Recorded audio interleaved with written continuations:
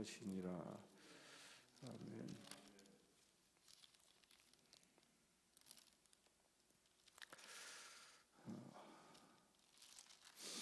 이제 에스겔서 드디어 44장까지 왔는데요. 에스겔서는 총 48장까지 기록되어 있죠. 이번 주 토요일이면 이제 에스겔서가 끝나게 됩니다. 장장 48장이 이번 주 안에 끝납니다. 근데 44장의 말씀, 바로 그 전까지는 무슨 얘기였습니까? 그 전까지는 이 성전이 지어지고 또 성전에 하나님께서 들어오시는, 임재하시는 이야기, 그 임재의 얘기가 43장에 기록되어져 있었고요. 이제 하나님께서 성전에 들어오신 이후에 44장은 그 이후의 이야기입니다. 그 이후의 이야기인데 오늘 44장 1절에 흥미로운 표현을 하나 합니다. 그가 나를 데리고 성전의 동쪽을 향한 바깥문에 들어오시니 그 문이 닫혔더라. 문이 닫혔다. 동쪽 문이 닫혔다라는 거예요. 그 동쪽 문은 뭐였습니까? 우리 어제 본 대로 하나님께서 감난산을 통하여 동쪽에서 들어오시죠.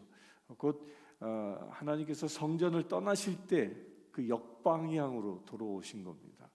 하나님께서 성전에 들어오시고 나서 문을 닫았다라고 얘기하면 문을 닫았다. 근데 그 하나님이 들어오신 이후에는 그 성전의 문은, 그 동쪽 문은 누구도 들어올 수 없는 문이 되어버리고 맙니다. 곧 하나님만 이용하는 것인데, 이 문을 닫았다라는 이 표현은요, 무엇을 의미하냐면 이제 하나님이 떠나지 아니하신다라는 표현인 겁니다.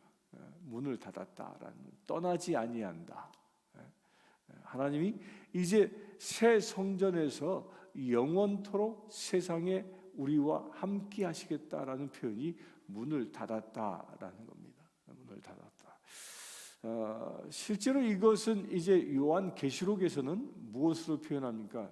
새 예루살렘을 표현합니다. 새 예루살렘이 임하고 나면 천년 왕국이 이루어지고 천년 왕국 동안 그 새 예루살렘 성전 안에 하나님께서, 예수 그리스도께서 그곳에서 임재하시고 세상을 다스리시는 거죠.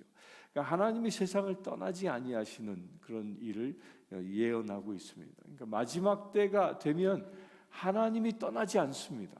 하나님이 우리와 늘 함께 하신다라는 겁니다. 하나님이 직접 다스리신다라는 표현을 문이 닫혔더라라는 표현으로 말씀하고 있습니다.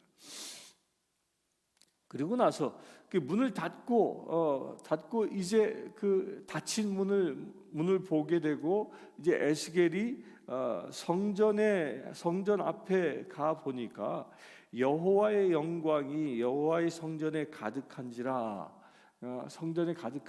그 영광이 얼마나 컸으면 에스겔은 그 즉시 얼굴을 땅에 엎드리고 예배합니다. 하나님의 영광이 가득하다. 에스겔이 엎드려 절한다. 저는 이 말씀 이렇게 쭉 묵상하면서 하나님의 영광이 가득한 성전, 그 성전을 바라보는 모든 이들은 그 성전을 통하여 엎드려 절한다. 이게 마지막 때에 이 에스겔뿐만 아니라 하나님의 영광이 가득한 그 성전을 바라보는 모든 사람들이 엎드려 절하는 일이 일어난다라는 겁니다. 엎드려 절하는. 이것은 마지막 때뿐만 아니라요, 지금도 마찬가지인 겁니다. 지금도 우리가 예배하는 이곳에 하나님의 임재함이 가득하다면 사람들이 이곳에서 엎드려 절한다는 것은 예배한다라는 표현이거든요. 사람들이 예배하는 곳이 되어질 것입니다. 이것이 우리가 섬기는 성전일 수도 있고요. 또한 개인적으로는 우리 한 사람 한 사람도 성령이 임하여 계신 하나님의 전이죠. 하나님의 성전입니다. 따라서 하나님의 성전된 우리, 내 안에 하나님의 영광이 가득함을 보게 되어지면 사람들이 우리를 함부로 대할 수 없는 겁니다. 함부로 대하지 않습니다. 또한 내가 나 자신도 내 안에 하나님의 영광이 가득하다라는 이 사실을 믿고 살아가면요, 또한 나 자신도 함부로 살아가지 않는 겁니다. 뭐 도둑질을 하겠습니까? 거짓말을 하겠습니까? 뭐 간음을 하겠습니까?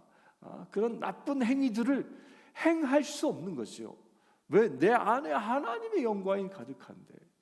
그 하나님의 영광이라는 것은 무엇과 같은 거냐면요, 저 촛불을 보면 저 촛불이 켜져 있는데, 이 촛불은 빛을 보면 뭐예요?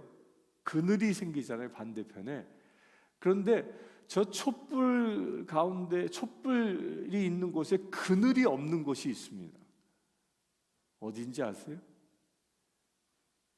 저 촛불에 그늘이 없는 곳, 그늘을 만들지 못하는 곳이 어디냐면 불 가운데예요. 저 촛불, 그 불 가운데에는 그늘이 없습니다. 그러니까 불이라는 것이 꽉 싸고 있는 거예요. 그러니까 그 안에는 불 가운데 있으니까 그늘이 있을 수 없죠. 그늘은 뭐예요? 불을 마주하고 있을 때 생기는 거예요. 이렇게 빛이 마주하고 있을 땐 그늘이 생기지만, 곧 하나님의 말씀을 마주보고 살아갈 때는 늘 그늘진 면이 있다라는 거예요. 그러나 하나님의 그 영광, 그 빛 가운데 들어가게 되면요, 그늘 자체가 없어지는 거예요. 죄악 자체가 허용될 수 없는 것입니다. 따라서 우리가 하나님의 영광 가운데 있다라면 죄와 타협, 이 말 자체도 존재할 수 없는 겁니다. 내가 거룩하니 너희도 거룩하라는 말씀이 바로 여기에 있는 겁니다. 하나님의 영광이 가득하다. 이것은 앞으로 올 성전뿐만 아니라 지금 앞으로 올 주님이 오실 날을 예비하는 우리들도 먼저 내가 하나님의 영광이 가득해야 한다는, 어떠한 그늘의 영역도 내 안에서 허용할 수 없다라는 겁니다. 이게 그리스도인의 삶입니다. 그리스도인 삶. 죄와 타협하지 아니하는 것.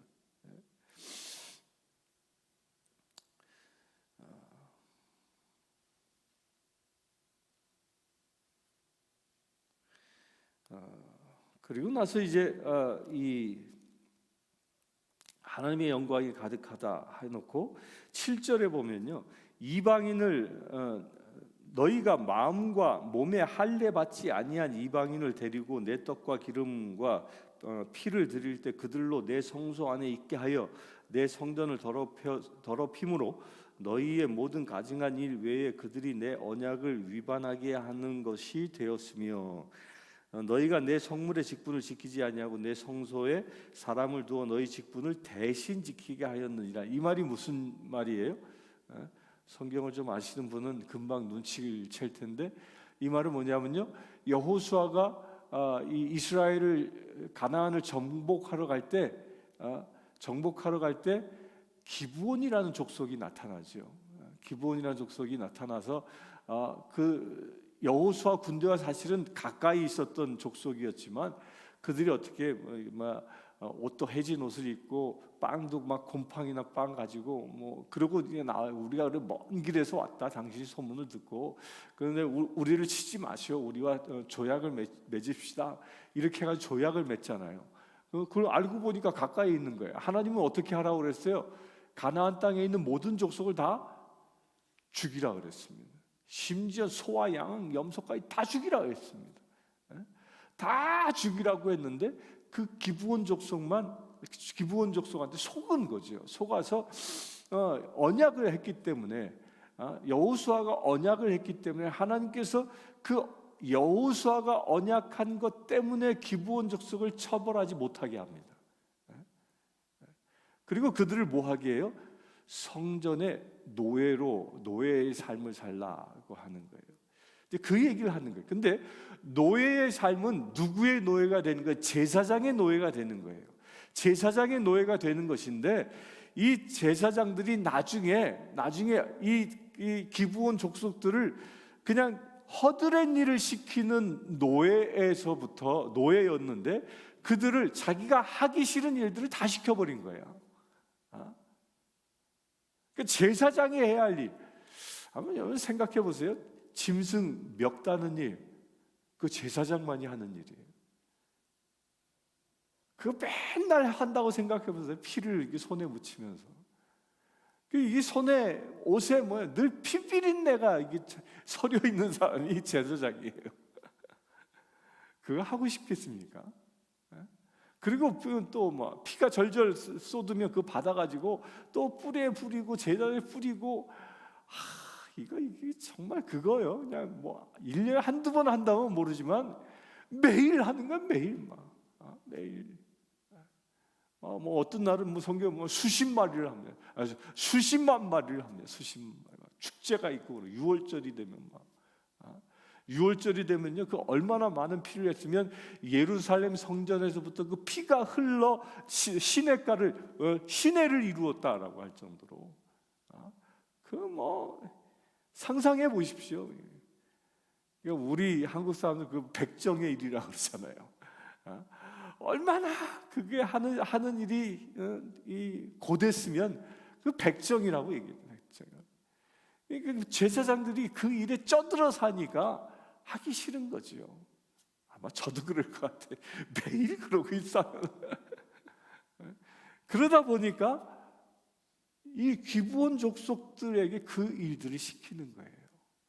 제사장만이 해야 할 일을. 그러니까 기브온 족속은 뭘 하는 사람이냐면 제사장이 심부름꾼이라고 그랬잖아요. 그러니까 칼 가져와 그러면 칼 갖다 주는 사람. 야, 양 데리고 가면 양을 데려오는 사람. 이 정도는 할 수 있는 거야. 그런데 어느 순간 제사장이 그 기브온 족속에게 칼을 주어줘서 야, 멱다. 그릇줘서 야, 피 좀 뿌려봐. 제사장 직분을 행하도록 했다라는 겁니다. 그것이 뭐예요? 하나님의 성전을 더럽히겠다라는 거예요. 이 얘기는요, 현대적으로 의미는 이런 겁니다. 본인에게 주어진 교회의 사명을 자기가 행하지 않고 남에게 미루어 버리는 거예요. 이것은요, 자기의 책무만 다하지 못함으로 인하여 다하지 못한 것만에 머무르지 아니하고, 내가 나에게 주어진 사명을 감당하지 못하게 되어지면 내가 섬기는 성전이 더럽혀진다라는 거예요. 이 직분이요, 그래서 무서운 겁니다. 권사의, 장로의 직분, 권사의 직분, 집사의 직분, 이런 직분들이 그냥 호칭을 위한 직분이 아닌 겁니다. 그 직분에 맞는 사명을 제대로 감당해야 한다는 거예요.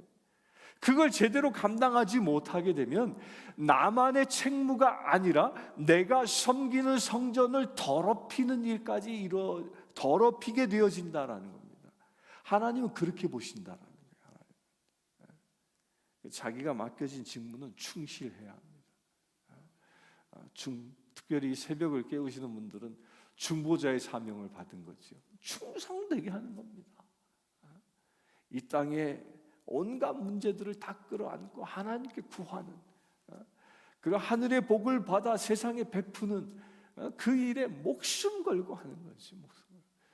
그 일을 소홀히 한다. 중보자가 어떤 일이 일어나요? 성전이 더럽혀지는 일이 일어난다는 거예요. 우리는 그처럼 막중한 사명을 가진 자입니다. 막중한 사명. 따라서 거꾸로 얘기하면요, 우리가 그 직분에 소홀히 하지 아니하고 누군가에게 떠넘기지 아니하고 내게 주신 사명을 내가 충성되게 감당하면 무엇이 영화로워질까요? 하나님의 성전이 영화로워지는 거예요. 하나님의 성전. 여러분들이 섬기는 교회가 영화로워지는 것이고, 또한 작게는 나된 나가 내가 직분에 충성함으로 인하여, 충실함으로 인하여 내가 영화로워지는 거예요. 내가 하나님 보시기, 그런 은혜가 임하기를 축원합니다. 9절부터는요, 레위 사람들의 직분을 박탈하는 이야기를 합니다. 왜 박탈했어요? 바로 이것 때문이에요. 자기의 직분을 소홀히 하고 기브온 족속에게 막 일을 맡겼던, 그리하여 그들은 또 나중에 무슨 일까지 해요? 예루살렘 성전에 우상이 들어오고 나니까 이 레위인들이 우상 숭배까지 했습니다. 예루살렘이 패망하기 전까지 레위인들이 그 우상 앞에 절하고 우상을 섬기는 제사장의 직분까지 행했던 사람들이, 그들을 뭐 한다고요? 직분을 박탈해 버린다라는 겁니다. 레위인 가운데에 하나님이 주신 직분을 온전히 수행하지 못하고 우상 숭배했던 모든 사람들, 그들은 그들의 직분을 잃게 되어지고 성전을 떠나게 된다는 거예요. 이게 이스라엘 역사에서 실제로 일어났던 일입니다. 실제로 예루살렘 성전이 패망할 때, 다 무너질 때, 레위 족속들도 또한 흩어지게 되고 떠나게 되고 그들이 회복되지 않는 것이죠.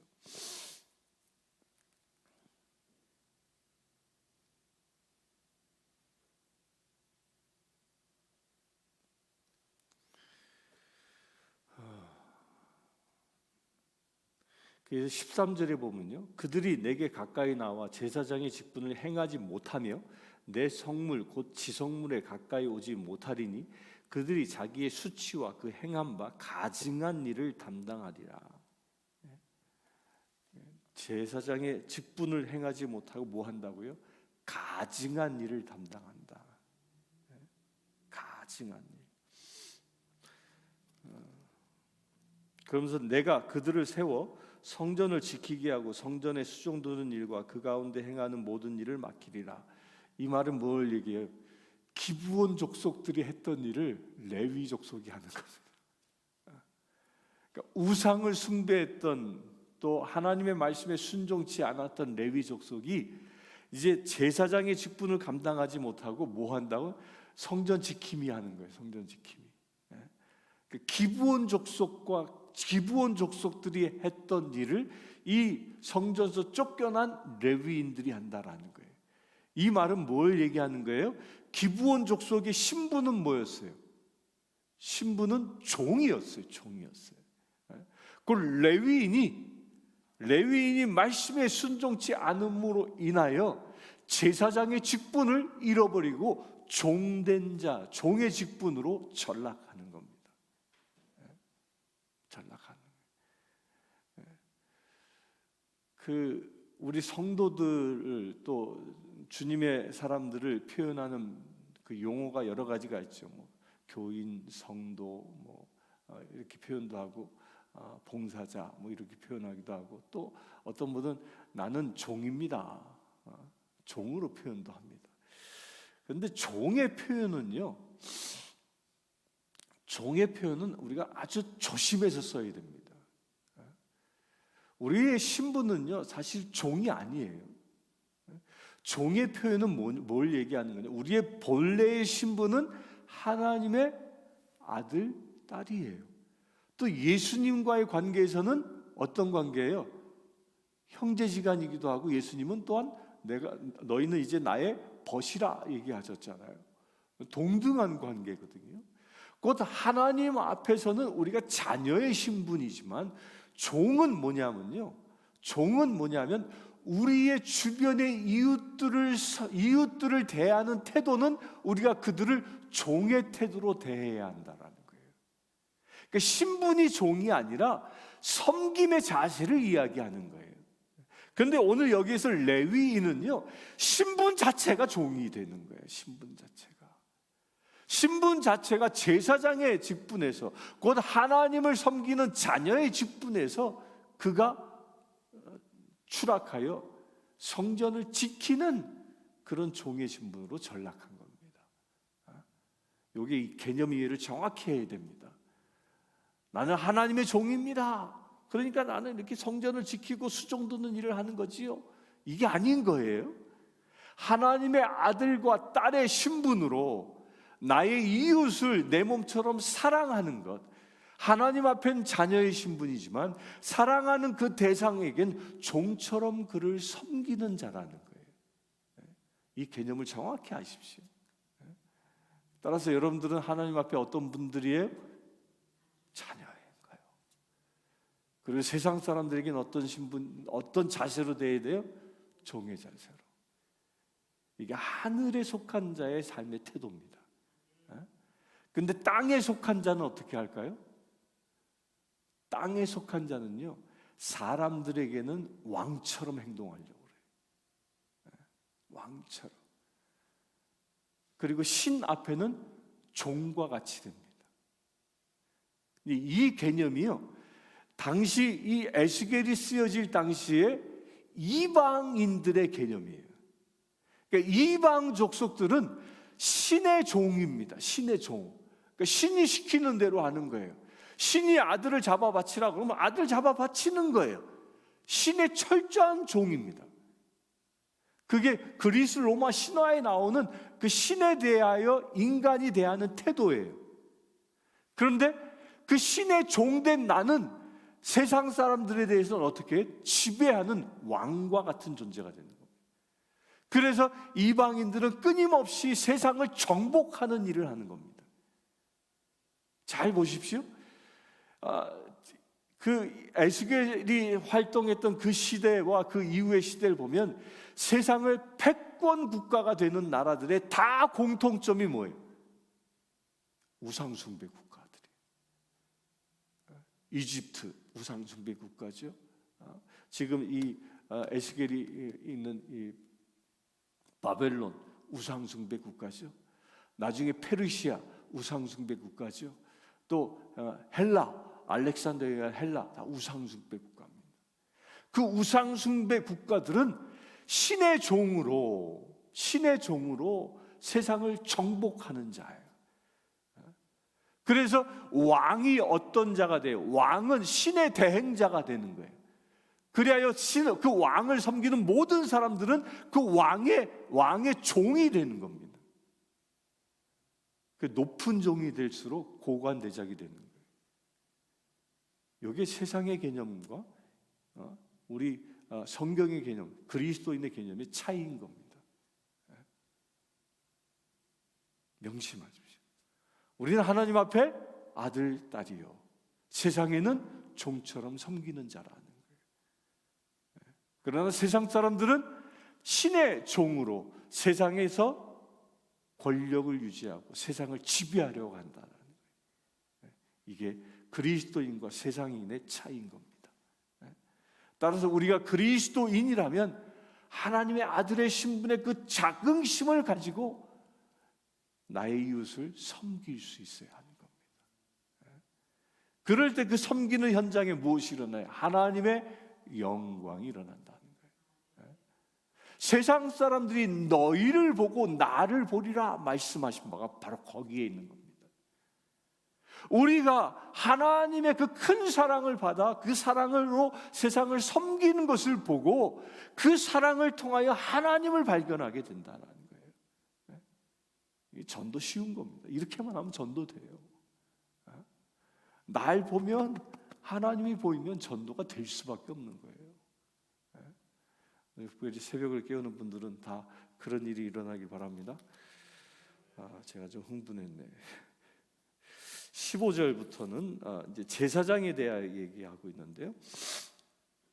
그렇게 이제 그 버림받은 제사장들이 있고 세움받는 제사장이 있습니다. 세움받는 제사장이 누구였어요? 15절에 보면 사독의 자손 레위 사람 제사장들은 내 성소의 직분을 지켰은즉, 그러니까 제사장은요 레위 사람들 가운데에 아론의 후예들만이 행합니다. 그런데 그 아론의 후예가 두 부류로 나누어졌습니다. 언제 나누어졌냐면 솔로몬 시대 때 솔로몬이 다윗이 죽고 솔로몬이 왕으로 즉위할 때 어떤 일이 일어나요? 제사장이 둘로 갈라졌습니다. 사독이라는 제사장과 아히멜렉이라는 제사장이 둘로 갈라지죠. 그래서 아히멜렉은 뭐해요? 아히멜렉은 하나님의 뜻과 관계없이 이 다윗의 아들 가운데 아도니아를 왕으로 세우죠. 왕으로 세웁니다. 그리고 사독은 어떻게 합니까? 사독은 솔로몬을 왕으로 세웁니다. 왜 사독이 솔로몬을 왕으로 세웠습니까? 그것이 다윗의 뜻이었고 하나님의 뜻이었기 때문에 그렇습니다. 그래서 하나님의 뜻을 따랐던 사독 자손들만이 제사장의 직분을 수행할 수 있는 자격이 있다라는 거예요. 이들은 실제로 이 솔로몬 이후에 사독의 후예들은 우상 앞에 제사드리지 않습니다. 놀랍게도요, 이 아히멜렉의 후손들은요 변절합니다. 우상 앞에 제물을 드리는 변절자가 됩니다. 하나님의 지성소를 끝까지 지키는 사람, 그 사람은 어떤 사람? 오직 하나님만 붙잡는 사람이라는 거예요. 그러니까 하나님만 붙잡는 사람이 하나님의 제사장으로, 성전에서 제사장으로 섬길 수 있는 자격이 주어진다라는 겁니다. 그런 사람은 어떤 사람이냐? 오늘 말씀 18절에 보면 배로 관을 만들고 배로 바지를 만들어 입고 배로 옷을 지어 입는다. 그래 땀을 흘리지 않는다라고 표현하고 있는데, 이 말은 뭐냐면요, 자기 노력으로 뭔가를 행하는 게 아니라 온전히 하나님께 맡기는 삶을 산다라는 거예요. 자기 노력으로, 자기가 땀을 흘려서 뭔가 이루는 게 아니라, 제사장은 하나님께 기도하는 자라는 거예요. 하나님께 기도함으로 하나님이 일하시도록 하는 자, 그걸 배옷으로 표현하고 있는 겁니다. 또 22절에 보면 이 제사장은 과부나 이혼한 여인에게 장가들지 말되 제사장의 과부에게는 장가들 것을 허용합니다. 이게 뭐가 다른 거죠? 왜 그런지 아세요? 다른 과부들은 이 기업을 상속받은 사람들이에요. 레위 지파가 아니기 때문에. 그래서 그들은요, 이혼하고 이 과부가 돼도요 먹고 살 수 있는 기업이 있어요. 그런데 제사장의 과부는 기업이 없어, 땅이 없어. 물려받은 레위족속인 땅이 없기 때문에, 그러니까 제사장, 자기 남편이 죽게 되면요, 이 제사장의 과부는 굶어 죽게 돼 있어요. 그래서 그들을 구제하는 방법으로 제사장이 그 과부와 결혼하게 하신 거예요. 하나님의 섬세함입니다. 한 사람 한 사람의 삶도 보살피시는 그 섬세함이 여기에 표현되고 있습니다. 그러면서 제사장이 무슨 일을 하느냐? 24절에 보면 재판하고요, 또한 그 법도와 율례를 지키며 내 안식일을 거룩하게 지키게 하는 것, 이게 제사장이 해야 할 일이라는 거예요. 율례를 지키고 안식일을 거룩하게 지키는 것. 또 여기서 안식일이 나오죠. 에스겔서에서 중요하게 얘기하는 것, 안식일을 지키는 것, 이게 구별된 자의 모습이라는 겁니다. 그 28절에 보면 그들에게는 기업이 있으니 내가 곧 그 기업이라. 놀라운 축복입니다. 하나님의 제사장의 직분을 행하는 자의 기업은 누구예요? 땅이 아니에요. 세상 것이 아니에요. 하나님 자체입니다. 여러분들 그와 같이 되길 바랍니다. 여러분들의 기업은 하나님 자체가 되길 바랍니다. 하나님 자체가 되는 축복, 놀라운 거 아닙니까? 저는 이 말씀 묵상하면서 막 흥분이 돼요. 하나님 자체가 내 기업이에요. 하나님 자체가. 그리고 그 하나님 자체가 기업이 된 사람을 섬기는 사람에 대하여 표현했는데요, 이 30절에 보면 처음 익은 열매 또 첫 밀가루를 제사장에 주면, 그렇게 하나님의 기업된 사람을 섬기는 사람에게 무엇이? 그들에게 내 집에 복이 내리도록 하리라. 하나님의 기업이 된 사람을 섬기는 사람에게는 무엇이 임해요? 복이 임한다라는 거예요. 여러분들을 통하여 복을 나눌 수 있게 되길 바랍니다. 복을 나눌 수 있게 되길 바랍니다. 오늘 말씀하신 대로 여러분들이 온전한 성소가 회복되어지고 온전한 하나님의 자녀답게 세상을 살아가 성전을 거룩하게 하듯이 세상을 또한 거룩하게 만들 수 있는 저와 여러분들 되시길 주의 이름으로 축원합니다. 우리 이것을 위해서 함께 기도하겠습니다. 주 아버지 하나님, 우리를 주님께서는 당신의 자녀 삼아 주시고 당신의 일을 감당할 수 있도록 허락하여 주시네 감사합니다. 아버지 하나님, 오늘 주신 말씀대로 참으로 사독의 후예처럼 온전히 주님 앞에 제사하는 예배하는 자 되어지기를 원합니다. 말씀과 규례에 순종하며 안식일을 거룩하게 지키며 세상에 복을 베풀 수 있는 믿음의 제들 되어지기를 원합니다. 주여, 우리를 사용하여 주시옵소서.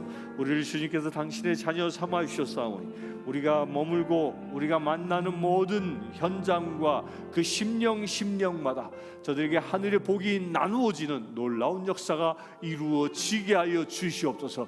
주님께서는 우리로 하여금 영광 가운데 머물라 하셨사오니 아버지 하나님, 그 영광이 우리의 행보를 통하여 우리의 이웃에게 전해지기를 원합니다. 그래야 우리가 만나는 심령마다 모든 어둠의 권세가 떠나가게 하시고 하나님의 영광이 가득한 놀라운 임재를 경험할 수 있도록 아버지 축복하여 주시옵소서. 그래야 주님, 우리가 살아가고 있는 우리의 삶의 현장이 오직 주님의 놀라운 성소가 되어지는 역사가 일어나기를 원합니다. 하나님의 나라 되어지는 역사가 일어나기를 원합니다. 아버지 하나님, 그곳에 주님은 떠나지 아니하신다는 말씀의 그 약속이 온전히 성취되어지기를 원합니다. 그래야 주님, 이 시대에, 이 마지막 시대를 살아가는 이때에 우리가 주님의 자녀답게 삶으로 인하여 새하늘과 새 땅을 온전히 예비할 수 있는 거룩한 행보가 날마다 이루어지게 하여 주시옵소서. 그래야 주님, 우리가 주의 나라를 준비하는 주님의 사자로 쓰임받기를 원합니다. 거룩한 나라를 준비하는 자 되어지기를 원합니다. 아직도 구원받지 못한 심령들에게 진정한 복음을 선포하는 자 되어지기를 원합니다. 아직도 사단의 결박이 있는 곳에 그 사단의 결박을 끊어버리기를 원합니다. 아직도 사단의 저주가 남아있는 곳에 예수 그리스도의 보혈로 그 모든 저주를 씻어버리기를 원합니다. 주여, 우리와 함께 하시오니 그와 같은 역사가 일어나게 하여 주시옵소서.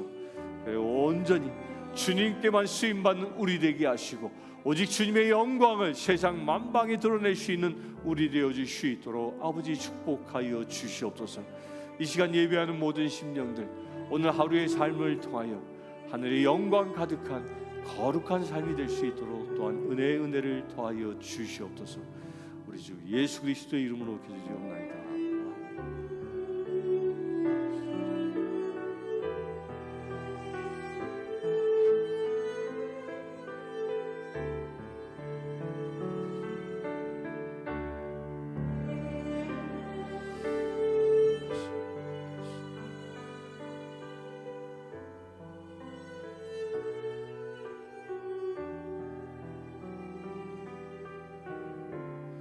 이 시간 우리 선교사들을 위하여 기도하는 겁니다.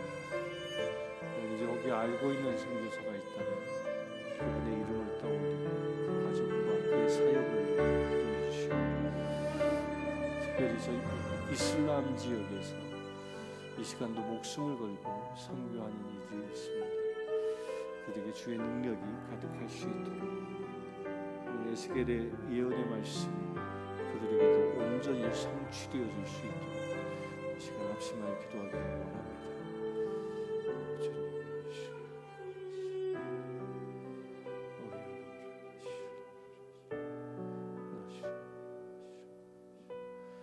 오 아버지 하나님, 주님의 부르심을 받고 세상 땅 끝에 나아가 복음을 전하고 있는 선교사들을 축복합니다. 주님께서 저들을 지명하여 세워주시고 주님께서 사명을 주셔서 그 현장에 보내주셔서 아버지 하나님, 성령의 권능으로 그들과 늘 함께하여 주시옵소서. 주의 영광 가득한 거룩한 사역이 되어질 수 있도록 이 시간 축복하여 주시옵소서. 그리고 온전히 주의 나라를 위하여 하나님의 놀라운 영광을 드러낼 수 있는 믿음의 제들 되어질 수 있도록 아버지 축복하여 주시옵소서. 지금 또한 전쟁 가운데 있는 저 이슬람 지역에서 목숨을 걸고 선교하고 있는 선교사들이 있습니다. 아버지 하나님, 저들 눈동자처럼 지켜주시고 저들의 행보를 통하여 영혼이 구원되어지고 그들이 머무는 곳이 하나님의 나라 지성소 되어지는 놀라운 역사가 일어날 수 있도록 아버지 축복하여 주시옵소서. 온전히 주님이 주신 권능으로 그 묶인 심령들을 자유케 하는 놀라운 역사가 일어나기를 원합니다. 귀신 들린 자가 귀신이 떠나가게 하시고 우상을 숭배했던 이들이 주님 앞에 돌아오는 놀라운 역사가 일어날 수 있도록 아버지 축복하여 주시옵소서. 아버지 하나님, 수많은 위험들이 그들을 주변에 도사리고 있사오니 주님 그 모든 위험을 없애버려 주시고 주님이 주신 사명을 다 완수할 때까지 주님께서 눈동자처럼 지켜 주시옵소서. 그래 아버지, 저들의 섬김을 통하여 하나님의 나라가 확장되어지는 놀라운 은혜의 행보가 이루어질 수 있도록 아버지 축복하여 주시옵소서. 우리 주 예수 그리스도의 이름으로 기도드리옵나이다. 아멘.